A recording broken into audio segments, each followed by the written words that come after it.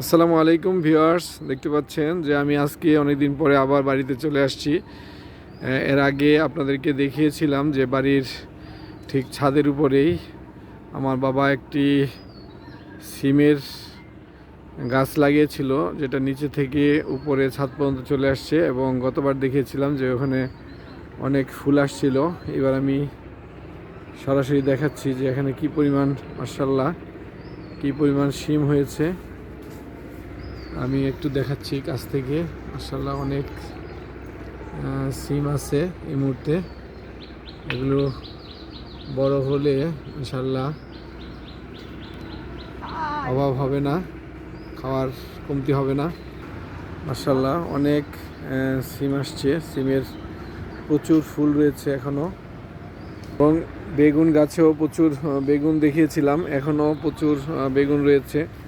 দেখতে পাচ্ছেন যে আমার আম্মা বেগুন ছিটছেন গাছ থেকে। মনে হচ্ছে যে এই বেগুন দিয়ে কিছু একটা রান্না হবে আজকে। এই পাশে গাছটাকে দেখাচ্ছি যে এই পাশে গাছেও মাশাআল্লাহ অনেক বেগুন রয়েছে।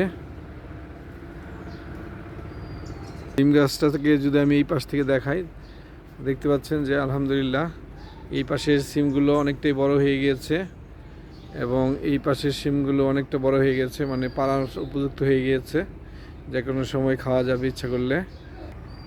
এই রশিতে একটি লতা এসেছিল, এই লতার মধ্যেও দেখতে পাচ্ছেন যে মাশাআল্লাহ অনেক সিম হয়েছে। আমি আরও কাছে থেকে দেখানোর চেষ্টা করছি আপনাদেরকে।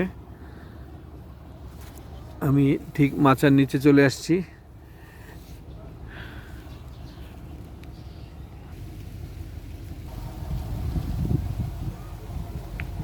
আমি যদি অন্য একটি পাশ থেকে দেখাই, মাশাআল্লাহ যে এই পাশেও অনেক সিম দেখতে পাচ্ছেন। এই সিমগুলো যদি ঠিকমতো পরিপক্ক হয় ইনশাআল্লাহ খাওয়ার কোনো কমতি হবে না আশা করছি। সবাইকে ভিডিওটি দেখার জন্য এবং